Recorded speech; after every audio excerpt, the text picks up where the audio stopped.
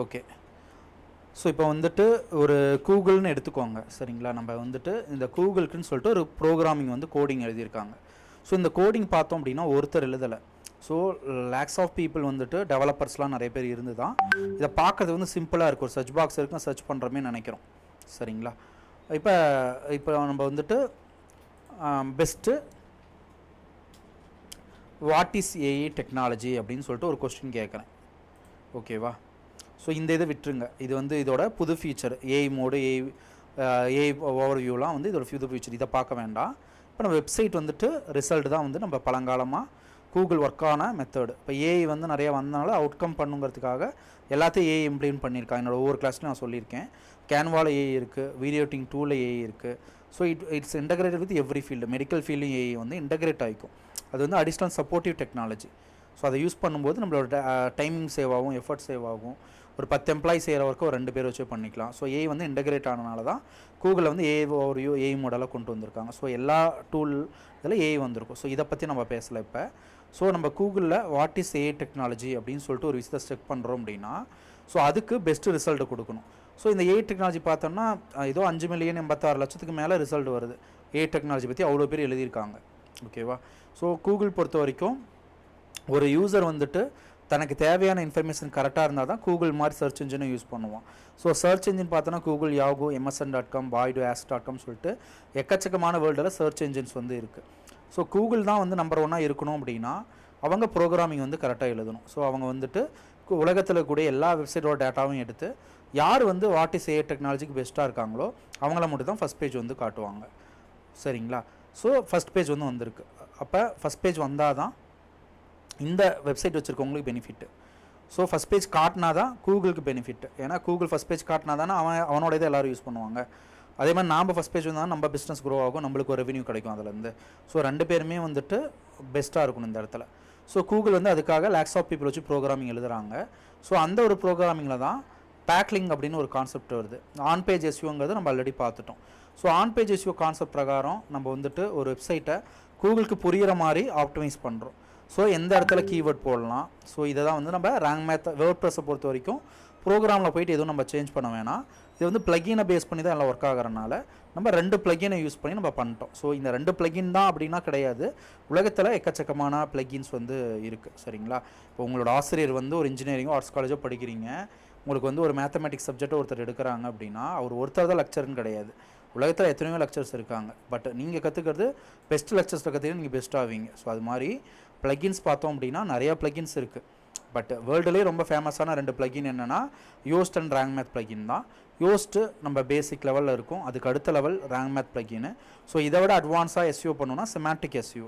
So semantic SU பற்றி நான் தனியாக சப்ஜெக்ட் எடுக்கிறேன்னு சொல்லியிருக்கேன். அதாவது உங்களுக்கு என்னோடய வகுப்பை பொறுத்த வரைக்கும் நாலேஜ் தான் அதிகம் கொடுக்கறதுக்கு இம்பார்ட்டன்ட் கொடுப்போம். அதனால் உங்களுக்கு சண்டே டைமு, அடிஷ்னல் சப்ஜெக்ட்டு, சிலபஸில் இல்லாத எக்ஸ்ட்ரா டாபிக்ஸும் நம்ம கவர் பண்ணி கொடுப்போம் என்னோடய கிளாஸஸில். ஸோ அது வந்து நான் தனியாக எடுக்கிறேன்னு சொல்லியிருக்கேன். ஸோ ஆன் பேஜ் எஸ்யூவில் நம்ம என்ன பண்ணுறோம் அப்படின்னா கூகுளுக்கு புரிய வைக்கிறோம். இப்போ வாட் இஸ் ஏஐ டெக்னாலஜின்னு எழுதியிருந்தோம்னா நம்மளோட கீவேர்டு வந்து ஏஐ டெக்னாலஜி அப்படின்னா ஸோ அந்த ஏஐ டெக்னாலஜி அப்படிங்கிறத கூகுளுக்கு புரிய வைக்கணுங்கிற பர்பஸ்க்காக தான் நம்ம என்ன பண்ணுறோம், நம்மளோட கண்டென்ட்டில் ஒவ்வொரு டைமும் வந்து ஏஐ டெக்னாலஜி நம்ம போட்டுகிட்டே இருக்கோம் சரிங்களா. ஸோ எக்ஸாம்பிளுக்கு பார்த்தோம்னா ஏஐ இன் எஜுகேஷன் ரெவல்யூஷன் சொல்லிட்டு நீங்கள் ஒருத்தர் பண்ணியிருக்கீங்க, நம்ம ஸ்டூடெண்ட்டு 2மே க்ரீன் வர மாதிரி பண்ணியிருக்கீங்க யோசிச்சு பண்ணி. ஸோ நம்ம ஒவ்வொரு டைமும் என்ன பண்ணணும், நம்மளோட கீவேர்டு என்னவோ அதை அடிக்கடி சொல்லிகிட்டே இருக்கணும். இப்போ ஸ்டார்டிங்கில், பாடி ஆஃப் த கண்டென்ட்டில், ஹெட்டிங்ஸில், மேட்டா டிஸ்கிரிப்ஷன்ஸில், மேட்டா டைட்டிலில், மேட்டா யூஆர்எல்ல, ஃபோக்கஸ் கீவேர்டு வச்சு. ஸோ இது மாதிரிலாம் பண்ணும்போது கூகுள் வந்துட்டு நம்ம வெப்சைட்டை படிக்கும்போது ஓகே இந்த கீவேர்ட் சம்மந்தமாக தான் எழுதியிருக்காங்கன்னு புரிஞ்சுக்கிறதுக்கு தகுந்த மாதிரி ஒரு டாக்டிக்ஸ் வந்து யூஸ் பண்ணுறோம். ஸோ கூகுள் பொறுத்த வரைக்கும் இதெல்லாம் பண்ணுங்க அப்படின்னு சொல்லலை. நம்ம மாதிரி எக்ஸ்பர்ட்ஸ் தான் வந்து இதெல்லாம் வந்து கண்டுபிடிச்சி இந்த மாதிரி பண்ணலாங்கிற ஐடியாலஜி நம்ம பண்ணுறோம் சரிங்களா. ஸோ இது வந்து நம்ம வந்து கூகுள் கையில் என்ன ஃபாலோ பண்ணி நம்மளே புரிஞ்சுக்கிட்டு பண்ணுறது தான். ஸோ அட்வான்ஸ் வந்து சிமாண்டிக் எஸ்யூவில் இந்த மாதிரி அடிக்கடி கீவேர்டை நிறைய டைம் போடணுங்கிற அவசியம் கிடையாது. அது வேறு மாதிரி ஒர்க் அவுட் ஆகும். ஸோ நம்ம ரெகுலராக ஃபாலோ பண்ணுறது இந்த கீவேர்டை நிறைய டைம் போட்டு கூகுளுக்கு வாட் இஸ் ஏஐ டெக்னாலஜி பற்றி தான் இந்த கண்டென்ட் இருக்குது, ஸோ இதுதான் பெஸ்ட்டு கண்டென்ட்டு, கரெக்டான கண்டென்ட் அப்படின்னு சொல்லிட்டு புரிய வைக்கிறதுக்காக இந்த மாதிரி ஆப்டிமைஸ் பண்ணுறோம். அது on page SEO. So off page எஸ்யூவில் என்ன பண்ணுறோம் அப்படின்னா ஒவ்வொருத்தருக்கும் ஒரு கேப்பபிலிட்டி இருக்கும் சரிங்களா, ஒரு பவர் இருக்கும். சொசைட்டியை பொறுத்த வரைக்கும் இப்போ நம்ம ரியல் டைம் எக்ஸாம்பிள் கொடுக்குறேன். ஒரு சொசைட்டியில் ஒவ்வொருத்தருக்கும் வந்து ஒரு பவர் இருக்கும். ஸோ நம்மளால் எல்லா இடத்துலையும் போயிட்டு நம்ம வின் பண்ண முடியாது. சரிங்களா? ஒரு சினிமா தேட்டருக்கு நம்மளுக்கு டிக்கெட் கிடைக்கல, பட்டு அந்த சினிமா தேட்டர் ஓனர் உங்களுக்கு தெரிஞ்ச சர்க்கிளில் தான் இருக்கிறாருன்னா அவர் ரெக்கமெண்ட் பண்ணாலும் உங்களுக்கு உடனே டிக்கெட் கிடச்சிருது. உங்களுக்கு டாக்டர் சீட்டு, இன்ஜினியரிங் சீட்டு கிடைக்கல, ஒரு அரசியல்வாதி, ஒரு சீஃப் மினிஸ்டர், பிரைம் மினிஸ்டர் உங்களை ரெக்கமெண்ட் பண்ணுறாரு, உடனே உங்களுக்கு சீட்டு கொடுத்துட்றாங்க. ஸோ சொசைட்டியை பொறுத்த வரைக்கும் நம்மளுக்கு அத்தாரிட்டி அண்ட் பவர் இல்லை அப்படின்னா, ஆல்ரெடி அத்தாரிட்டி பவரில் இருக்கிறவங்க உங்களுக்கு ரெக்கமெண்ட் பண்ணாங்க அப்படின்னா உங்களுக்கு அந்த விஷயம் நடக்குது. ஸோ அதுதான் பேக்லிங் அப்படிங்கிற கான்செப்ட். ஸோ உங்களோட வெப்சைட் வந்து புதுசு. சரிங்களா? ஸோ இதுதான் உங்கள் வெப்சைட்னு வச்சுக்கலாம். ஸோ IBM.com வந்துட்டு வாட் இஸ் AI டெக்னாலஜி பற்றி எழுதியிருக்காங்க. அப்போ கூகுள் பொறுத்த வரைக்கும் இது புது வெப்சைட்டு. ஸோ இது வந்து ஒரு பேசிக்கான வெப்சைட்டு. ஸோ கூகுளோட கண் பார்வையில் இந்த வெப்சைட் அவ்வளோ அத்தாரிட்டி அண்ட் பவர்ஃபுல் வெப்சைட்டாக கன்சிடர் ஆகாது. சரிங்களா?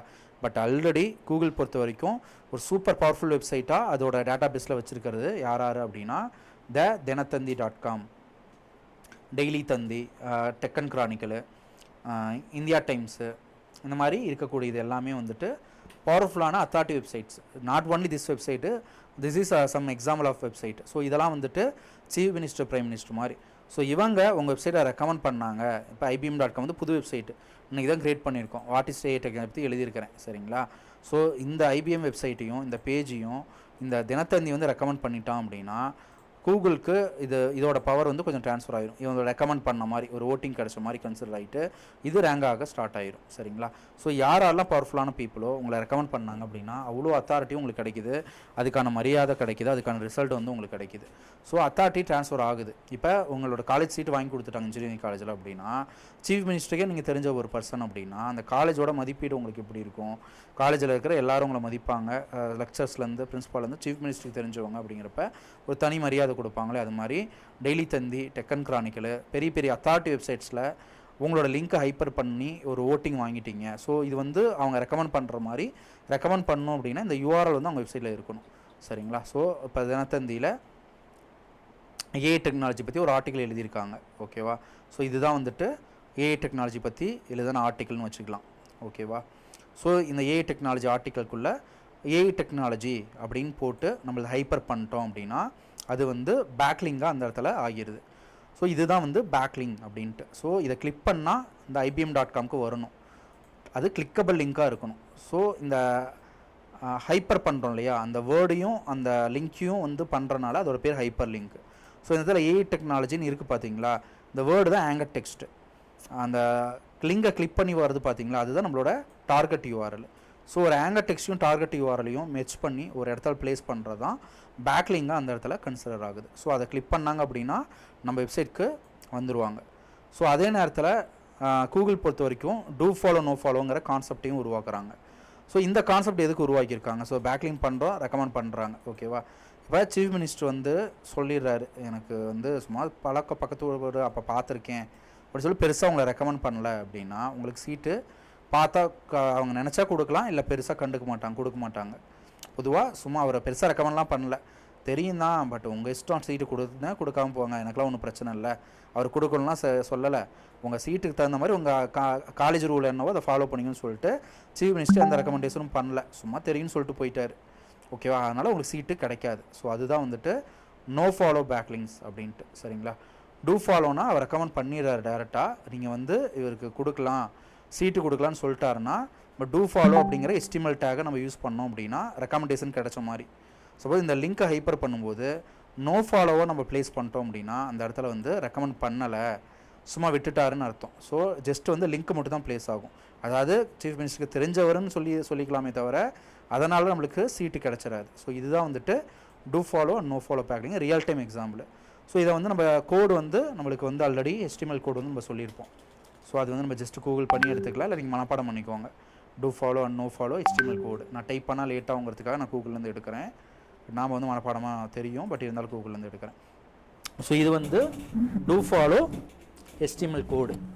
ஸோ இந்த கோடில் நம்மளோட கீவேர்டை இந்த இடத்துல போட்டுருவோம். இப்போ AI டெக்னாலஜினா இந்த டபுள் கோட்டேஷனுக்குள்ளே நம்மளோட கீவேர்டை போடுவோம். நம்மளோட URL IBM.comங்கிறது இங்கே வந்துடும். இது வந்து டூ ஃபாலோ HTML கோடு. ஸோ இந்த கோடு பார்த்தோம் அப்படின்னா நம்ம யூஸ் பண்ணணும், டூ ஃபாலோன்னு யூஸ் பண்ணணுன்னு அவசியம் இல்லை. Just link URL anchor text இருந்தாவே அது டூ ஃபாலோ தான். ஸோ இந்த மாதிரி HTML கோடை தான் நம்ம வந்து இங்கே ஹைப்பர் பண்ணணும். ஹைப்பர் பண்ணும்போது யூஸ் பண்ணிக்கலாம். ஓகேவா? அவங்க வந்து அது உள்ள இந்த HTML கோடோட ஹைப்பர் பண்ணிடுவாங்க. டூ ஃபாலோ வைக்க சொன்னால் அவங்க வச்சுருவாங்க செட்டிங்ஸில் போயிட்டு. ஓகேவா? நோ ஃபாலோ லிங்க் அப்படின்னா நம்ம ஹைப்பர் பண்ணும்போது இந்த HTML கோடை யூஸ் பண்ணுவோம். ஸோ இந்த HTML கோடுக்குள்ளே நம்ம வெப்சைட் இருக்கணும். ரில் நோ ஃபாலோ அப்படின்னு சொல்லிட்டு ஒரு டேக் இருக்கும். ஸோ இந்த டேக்கோடு இருந்துச்சு அப்படின்னா அது no follow. So chief minister சொல்லிட்டு போயிட்டாரு, ரெக்கமெண்டேஷன்லாம் பண்ணல தெரியும், பட் உங்கள் இஷ்டம், கொடுக்காம கூட போனாலும் எனக்கு பிரச்சனை இல்லைன்னு சொல்லிட்டாரு. ஸோ அதுதான் வந்து நோ ஃபாலோ. ஸோ இந்த நோ ஃபாலோ HTML கோடை பேஸ் பண்ணி நீங்கள் ஹைப்பர் பண்ணியிருக்கீங்க இந்த இடத்துல அப்படின்னா, ஸோ அந்த இடத்துல என்ன ஆகும் அப்படின்னா உங்களுக்கு அத்தாரிட்டி ட்ரான்ஸ்ஃபர் ஆகாது. ஸோ அத்தாரிட்டி ட்ரான்ஸ்ஃபர் ஆகலைன்னா என்ன தான் யூஸு அப்படின்னு பார்த்தோம்னா ஒன்லி டிராஃபிக் மட்டும் உங்களுக்கு கிடைக்கும். நிறைய பேர் விசாரிப்பாங்க உங்களை, சீஃப் மினிஸ்டர் தெரியுமா விசாரிக்கிறாங்க, பட் அதனால் உங்களுக்கு ஒரு யூஸும் இல்லை அப்படிங்கிற மாதிரி. இந்த இடத்துல உங்களுக்கு ஹைப்பர் லிங்க் ஆயிடுச்சுன்னா கிளிக் பண்ணி வருவாங்க. ஏஐ டெக்னாலஜி பற்றி ஆர்டிகல் தேர்ந்தெந்தியில் படிச்சுட்டு இருக்காங்கன்னா உங்கள் லிங்க்கு டூ ஃபாலோவோ இல்லை, அதாவது ரேங்கிங்க்கோ அத்தாரிட்டியோலாம் ட்ரான்ஸ்ஃபர் ஆகாது, ஒரு யூஸும் கிடையாது. பட் யாராவது லிங்கை கிளிக் பண்ணால் இந்த ஆர்டிக்கலை படிக்கிறவங்க வெப்சைட் வந்து பார்ப்பாங்க, அவ்வளோதான். ஸோ டிராஃபிக் மட்டும் உங்களுக்கு கிடைக்கும். அதோட ட்ரஸ்ட்டு ஃபார்ம் ஆகுது. இப்போ சீஃப் மினிஸ்டருக்கே தெரிஞ்சவர் அப்படிங்கிற மாதிரி ஒரு நம்பிக்கை அந்த இடத்துல இருக்குது. அப்போ தினத்தந்தியாக ரெக்கமெண்ட் பண்ணிச்சு ஒரு நம்பிக்கை கிடைக்கும், டிராஃபிக் கிடைக்கும் நோ ஃபாலோ யூஸ் பண்ணிங்கன்னா. Do follow tag HTML code use பண்ணால் மட்டும்தான் ரேங்கிங்க்கு ஹெல்ப்ஃபுல்லாக இருக்கும், இது வந்து கிடைக்கும். ஸோ பேக்லிங்கிற ப்ராசஸ் எப்படி உருவாக்கியிருக்காங்கன்னா, ஸோ எத்தனை மற்ற சைட்ஸு அதில் போய் நீ ஹைப்பர் பண்ணுறீங்களோ அதெல்லாம் வந்து உங்களுக்கு ஒரு ஓட்டிங் கிடைச்ச மாதிரி. ஸோ 100 வெப்சைட்டில் போயிட்டு உங்கள் லிங்க்கை டூ ஃபாலோவை சப்மிட் பண்ணி ஹைப்பர் பண்ணி வச்சுட்டீங்க அப்படின்னா அது வந்து உங்களுக்கு அத்தாரிட்டி ட்ரான்ஸ்ஃபர் ஆகும், உங்கள் சைடு வந்து ரேங்க் ஆகும். பட் நோ ஃபாலோவோ பண்ணிட்டீங்க 100 சைட்டும் அப்படின்னா அதனால் ரேங்கெல்லாம் ஒன்றும் ஆகாது. அங்கே யாராவது பார்த்து வேணால் கிளிக் பண்ணி உங்கள் வெப்சைட்டுக்கு வரலாம், பட் ரேங்கிங்க்கு அது சப்போர்ட் பண்ணாது. ஸோ கூகுள் பொறுத்த வரைக்கும் உங்களுக்கு ஒரு ஓட்டிங் கிடைச்ச மாதிரி, மற்ற அத்தாரிட்டி சைட்ஸ்லாம் சேர்ந்து உங்களுக்கு ஓட்டிங் பண்ணுது இவங்களை ரேங்க் பண்ணலான்னு சொல்லிட்டு. ஸோ எத்தனை வெப்சைட்லேருந்து ஓட்டிங் கிடைக்குதோ அவ்வளோ இதுக்கும் உங்களுக்கு ரேங்க் ஆகும். ஸோ இந்த HTML கோடை எப்படி யூஸ் பண்ணுவது நான் லாஸ்ட் டைமே சொல்லியிருந்தேன். ஸோ வேர்ட்ப்ரெஸ்ஸில் எப்படி யூஸ் பண்ணணும்னா விசுவல் கோடுன்னு சொல்லிட்டு 2 இருக்கும். ஸோ ப்ரோக்ராமிங் கோடெல்லாம் உள்ளே ஏதாவது நீங்கள் போடணும், HTML கோடெல்லாம் யூஸ் பண்ணணும்னா செகண்டாக இருக்கக்கூடிய கோடை கிளிக் பண்ணிடணும். ஸோ எந்த இடத்துல நீங்கள் ஹைப்பர் பண்ணுறீங்களோ ஸோ அந்த லிங்க்கை நம்ம வந்துட்டு டூ ஃபாலோ அப்படின்னா அதை வந்து எந்த இடத்துல நீங்கள் அந்த ஹைப்பர் லிங்க் பண்ணுறீங்களோ அந்த இடத்துல போட்டுட்டு இப்போ விசுவலில் போய் பாருங்கள் அந்த லிங்க் வந்து இருக்கும். சரிங்களா? ஸோ இதை எடுத்துடலாம், டபுள் டைம் இருக்குது, அதை எடுத்துடலாம். அந்த லிங்க் ஹைப்பர் ஆகிருக்கும். ஸோ இதுதான் வந்து கிளிக்கபிள் ஹைப்பர் லிங்க். ஸோ இதுதான் ஆங்கர் டெக்ஸ்ட். ஸோ எதை ரேங்க் பண்ண நினைக்கிறோமோ அதை வந்து இந்த இடத்துல ஆங்கர் டெக்ஸ்ட்டாக கொடுத்துருவோம். ஏஐ டெக்னாலஜி அப்படிங்கிற கீவேர்டை தான் ரேங்க் பண்ண ட்ரை பண்ணுறோம். ஸோ அதை தான் நம்ம கிளிக்கபிள் லிங்காக கொடுக்கணும். ஸோ இந்த இடத்துல ஏஐ டெக்னாலஜி அப்படின்னு கொடுத்துக்கணும். ஸோ இது வந்து ஒரு டூ ஃபாலோ லிங்க். ஓகேவா? இதுவே நோ ஃபாலோ அப்படின்னா இந்த டபுள் கொட்டேஷன் சும்மா இதுக்காக கொடுத்துருக்காங்க, ஒரு டைம் உள்ள இதை மட்டும் கொடுத்தா போதும். ஸோ நோ ஃபாலோ டேக் கொடுக்குறேன், இதுக்குள்ளேருந்து இதுக்குள்ளே இந்த மேலே இருக்கிறது வேண்டாம், ஓப்பன் ப்ரைஸ்லேருந்து ஆரம்பிக்கிறதுல இதுலேருந்து இது முடிகிறதா நோ ஃபாலோ HTML. ஸோ இதை யூஸ் பண்ணி நான் வந்து இப்போ கோடில் போயிட்டு போட்டுட்டேன் அப்படின்னா எந்த இடத்துல நான் லிங்கை ப்ளேஸ் பண்ணணும்னு நினைக்கிறேனோ அங்கே போட்டுட்டு விசுவலில் போய் பாருங்கள் ஹைப்பராக இருக்கிறது வந்துட்டு இது வந்து ஒரு நோ ஃபாலோ HTML டேக்காக ஹைப்பராக இருக்கும். ஓகேவா? சரியாக காப்பி பண்ணல போல இருக்கு, இது பண்ணிக்கலாம்.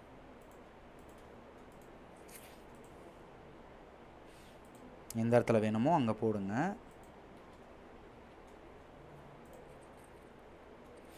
ஹைப்பராக இருக்குது. இந்த தேவையில்லாத வேணும்னா நீங்கள் எடுத்துக்கலாம். இந்த டபுள் கொட்டேஷன் எக்ஸ்ட்ரா இருக்கிற ஓப்பன் பிரேஸ் க்ளோஸ் எடுத்துக்கங்க. No follow backlink. ஸோ இப்போ இதை பப்ளிஷ் பண்ணி பார்த்தீங்க அப்படின்னா இது நோ ஃபாலோ. ஸோ இந்த லிங்க்னால இந்த பேஜ்லேருந்து எந்த அத்தாரிட்டியும் இந்த லிங்க்குக்கு போகாது. டூ ஃபாலோ யூஸ் பண்ண லிங்க் மூலம் அவங்களுக்கு அத்தாரிட்டி பாஸ் ஆகும். ஸோ இதுதான் வந்து டூ ஃபாலோவுக்கும் நோ ஃபாலோவுக்கும் உள்ள வித்தியாசம். ஸோ ரொம்ப போட்டு கன்ஃபியூஸ் பண்ணிக்க வேணாம். டூ ஃபாலோனா மட்டும்தான் ரேங்கிங்க்கு ஹெல்ப் பண்ணும், நோ ஃபாலோ யூஸ் பண்ணிங்கன்னா ரேங்கிங்க்கு ஹெல்ப் பண்ணாது, டிராஃபிக் மட்டும்தான் கிடைக்கும். அதாவது கிளிக் பண்ணி உங்களுக்கு ஆடியன்ஸ் வருவாங்க. சிம்பிளிஃபைடாக சொன்னோம் அப்படின்னா. ஸோ இவ்வளோ தான் சிம்பிள் கான்செப்ட்டு. ஸோ பேக்லிங்கிறது இந்த பர்பஸ்க்காக தான் பண்ணுறோம். பட் கூகுளுக்கு தெரியாமல் தான் பண்ணணும். ஸோ கூகுள் வந்து சொல்லலை நீங்கள் பேக்லிங் பண்ணுங்கள், நிறைய பேக்லிங் பண்ணி நீங்கள் வெப்சைட்டில் இங்கே போயிட்டு நிறைய இடத்துல காசு கொடுத்தோ ஃப்ரீயாகவோ சப்மிட் பண்ணி வச்சுருங்க, நான் ரேங்க் பண்ணிடுறேன், அதுதான் ப்ராசஸ்ஸு அப்படின்லாம் கூகுள் சொல்லலை. கூகுள் பொறுத்த வரைக்கும் ஆர்கானிக்காக தான் எல்லாம் நடக்கணும், ஆட்டோமேட்டிக்காக தான் நடக்கணும். ஃபோர்ஸ்ஃபுல்லாக நம்ம எதுவும் பண்ணக்கூடாது. பட் அப்படி பண்ணாமல் இருக்க முடியாது இல்லையா? ஸோ நம்ம ரேங்க் பண்ணியே ஆகணும். ஸோ அதுக்காக தான் நம்ம பேக்லிங்ஸ் அப்படிங்கிறது பண்ணுறோம். ஸோ இந்த பேக்லிங்கை நம்ம 2 டைப்பாக பண்ணலாம். ஒன்று வந்து ஃப்ரீயாக பண்ணுறது, இன்னொன்று வந்து காசு கொடுத்து வாங்குறது. ஸோ ஃப்ரீயாக பண்ணுறது அப்படிங்கிறது எப்படின்னா நிறையா வழியில் பண்ணலாம். இப்போ ஒரு வெப்சைட்டில் ப்ரொஃபைல் க்ரியேட் பண்ணுறோம். இப்போ ஃபேஸ்புக்கில் ரெஜிஸ்டர் பண்ணும்போது ப்ரொஃபைல் க்ரியேட் பண்ணுவோம், நேமு, டேட் ஆஃப் பர்த்து, என்ன பிஸ்னஸ் பண்ணுறோம், எந்த காலேஜ் முடித்தோம், அப்புறம் வெப்சைட் லிங்க் ஏதாவது கேட்டுச்சுன்னா கொடுத்துட்டோம்னா அது சேவ் ஆகிட்டு ப்ரொஃபைலாக போய் சேவ் ஆயிரும். ஸோ ப்ரொஃபைல் க்ரியேட் பண்ணும்போது நம்ம லிங்க்கை சப்மிட் பண்ணுறதுனால அதோட பேர் ப்ரொஃபைல் பேக்லிங்ஸ் அப்படின்னு நம்ம சொல்கிறோம். ஸோ ப்ரொஃபைல் பேக்லிங்ஸ் அப்படின்னா என்னென்னா ஒரு வெப்சைட்டில் ஃப்ரீயாக ரெஜிஸ்டர் பண்ணுறோம், போகும்போது நம்ம நேமு டேட்டா பர்த் நம்மளை பற்றி பயோலாம் கொடுக்கும்போது கூடவே நம்ம வெப்சைட் லிங்கை கொடுத்துட்டோம்னா அந்த இடத்துல ஒரு டூ ஃபாலோவாக இருந்துச்சுன்னா டூ ஃபாலோ ப்ரொஃபைல் லிங்காக க்ரியேட் ஆயிடும். சரிங்களா? ஸோ ப்ரொஃபைலிங்லேயே 4 டைப் இருக்குது. ஒன்று நார்மல் ப்ரொஃபைலிங்க்கு, ஸோ ஜென்ரலாக ப்ரொஃபைல் க்ரியேட் பண்ணுறது. ஃபோரும் ப்ரொஃபைல்னால் ஃபோரும் வெப்சைட்ஸ்லாம் இருக்கும். ஃபோரும்னா என்னென்னா ஆன்லைனில் டிஸ்கஸ் பண்ணுறது.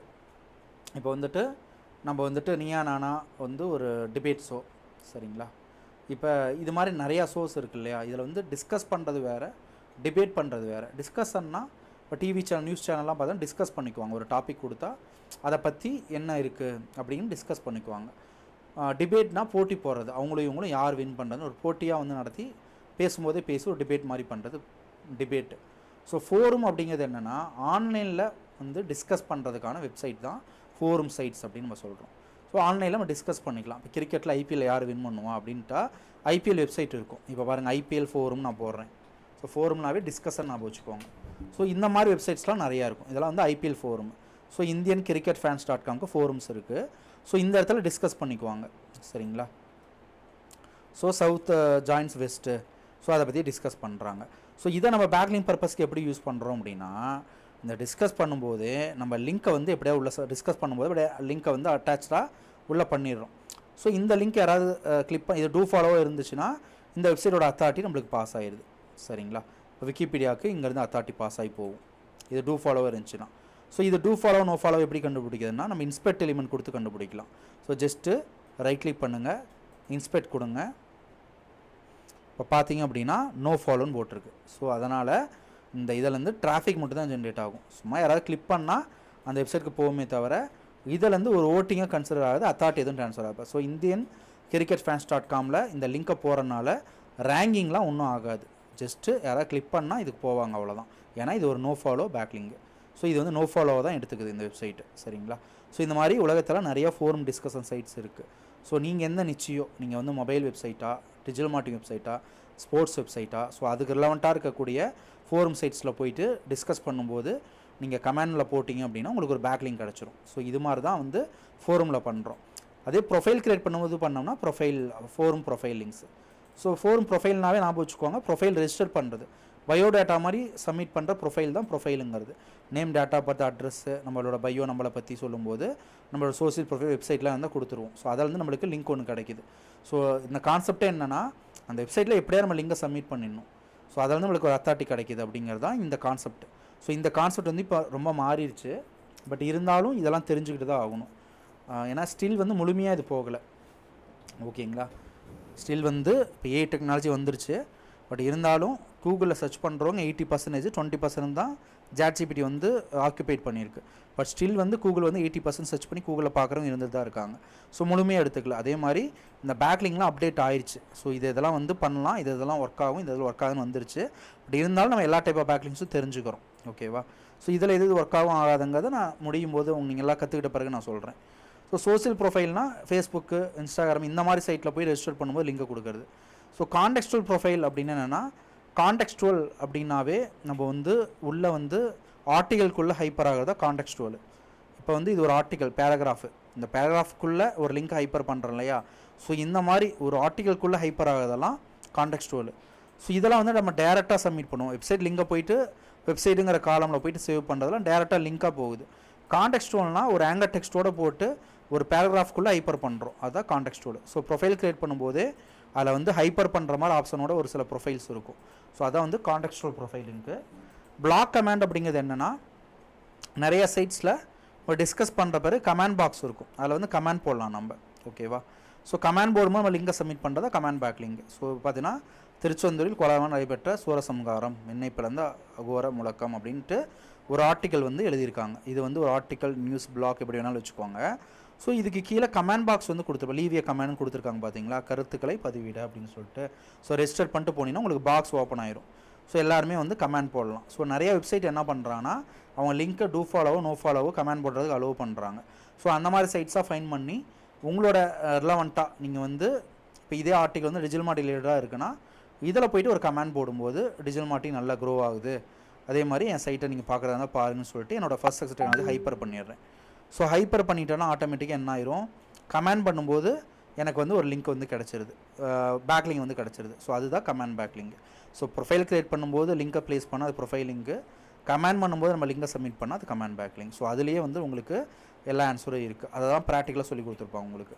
So forum command, forum signature command என்னென்னா, ஸோ உலகத்தில் இருக்கக்கூடிய எல்லா பேக்லிங்கும் நான் சொல்லிகிட்டு இருக்கேன். ஸோ என்கிட்ட தான் நாலேஜ் கிடைக்கும்போது உங்களுக்கு டோட்டலாக இருக்கக்கூடிய எல்லாமே நான் அப்டேட் பண்ணிடுவேன். ஸோ இது வரைக்கும் உலகத்தில் வந்துட்டு என்னென்ன பேக்லிங்ஸ்லாம் பண்ணியிருக்காங்களோ அது எல்லாத்தையும் நான் உங்களுக்கு சொல்கிறேன்.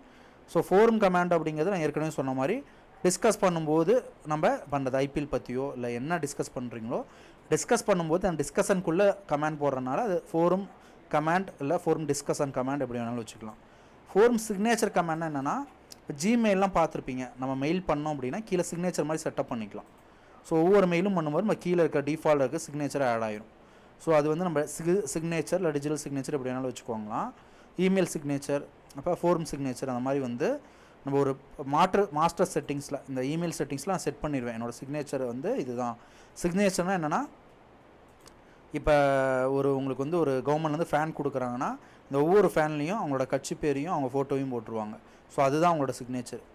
புதுசாக ஏதாவது டிவி கொடுக்குறாங்க, ரேடியோ கொடுக்குறாங்கன்னா அந்த ரேடியோ டிவியில் அவங்களோட பிராண்டோட சின்னமும் அவங்க ஃபோட்டோவும் போட்டிருக்கும். ஸோ அதுதான் சிக்னேச்சர்.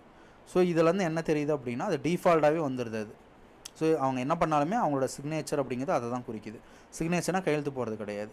ஸோ அந்த மாதிரி என்ன பண்ணேன்னா, என்னோடய இமெயில் பண்ணும்போது நான் செட்டிங்ஸில் வச்சுக்குவேன். ஸோ இந்த இடத்துல first success technology CEO Santhosh Kumar அப்படிங்கிறத நான் செட் பண்ணிட்டேன் அப்படின்னா, நான் எந்த மெயில் பண்ணாலுமே அது ஆட்டோமேட்டிக்காக டிஃபால்ட்டாக அது ஆட் ஆயிரும் இந்த இடத்துல. ஸோ நான் மெயில் பண்ணும்போது ஒவ்வொரு டைமும் நான் யாருங்கிறத அவங்களுக்கு சொல்ல தேவையில்ல. ஸோ இந்த டிஜிட்டல் சிக்னேச்சர் கீழே இருக்கும். என்னோடய நேமு, நான் யார், என் கம்பெனி பேர் என்ன, ஃபோன் நம்பர் என்னங்கிறது ஆட் ஆகி தான் மெயில் போகும். ஸோ இது வந்து இமெயில் சிக்னேச்சர். ஸோ இதே மாதிரி நிறைய வெப்சைட்ஸில் செட்டிங்ஸில் நம்ம வச்சுக்கலாம். ஸோ ஃபோரமில் டிஸ்கஸ் பண்ணும்போதெல்லாம் நான் வந்து இந்த வெப்சைட்டோட ஓனரு, இதான் என்னோடய வெப்சைட்டுங்கிற மாதிரி நான் சேவ் பண்ணிட்டேன்னா ஒவ்வொரு டைமும் நான் டிஸ்கஸ் பண்ணும்போது டிஃபால்ட்டாகவே அது வந்து ஆட் ஆயிரும். ஸோ அதுதான் வந்து ஃபோரம் சிக்னேச்சர் அப்படின்னு சொல்கிறது. ஸோ அந்த சைட்டில் இருக்கிற செட்டிங்ஸை யூஸ் பண்ணி டிஃபால்ட்டாகவே எந்த டிஸ்கஷன் பண்ணும்போதும் டிஃபால்ட்டாக நம்ம லிங்க் போயிட்டு கீழே வந்து ப்ளேஸ் ஆகிற மாதிரி நம்ம பண்ணிடுறோம். ஸோ இதெல்லாம் வந்து யாரும் பண்ணுறதில்ல, இருந்தாலும் தெரிஞ்சுக்கோங்க. ஸோ பிளாக் கமெண்ட் சொல்லிட்டேன். வெப் 2.0 அப்படின்னா என்னென்னா, வெப் 2.0 அப்படிங்கிறது இப்போ பொதுவாக ஒரு வெப்சைட்டை உருவாக்கணும் அப்படின்னா நம்மளுக்கு 2 விஷயங்கள் முக்கியமாக தேவை. ஒன்று அந்த வெப்சைட்டை உருவாக்குறதுக்கான டொமைனு, இன்னொன்று அந்த வெப்சைட்டை உருவாக்குறதுக்கான ஹோஸ்டிங்கு. ஸோ டொமைன் அண்ட் ஹோஸ்டிங் இருந்தால் தான் ஒரு வெப்சைட்டை உருவாக்க முடியும். ஸோ டொமைன் ஹோஸ்டிங் நம்மகிட்ட இல்லை, சரிங்களா? ஸோ ரெண்டுமே இல்லாமல் ஒரு வெப்சைட்டை உருவாக்க முடியும் அப்படின்னா அதுதான் வந்து வெப் 2.0 சைட்ஸ் அப்படின்னு நம்ம சொல்கிறோம். ஸோ வெப் 2.0 சைட்ஸ் அப்படிங்கிறது உலகத்தில் எக்கச்சக்கமான பிளாட்ஃபார்ம்ஸ் வந்து இருக்குது. எக்ஸாம்பிளுக்கு இப்போ வெப் 2.0 லிஸ்ட் நம்ம போடுவோம். ஸோ இந்த வெப் 2.0 சைட்ஸ்லாம் என்ன பண்ணுறாங்க அப்படின்னா, ஃப்ரீயாக வெப்சைட் ரெஜிஸ்டர் பண்ணுறதுக்கான ஆப்ஷனை கொடுக்குறாங்க. ஸோ நீங்கள் எந்த காசும் பே பண்ணாமல் ஃப்ரீயாக வெப்சைட்டை உருவாக்கிக்கலாம். ஸோ அதுதான் வந்து வெப் 2.0 சைட்ஸ்.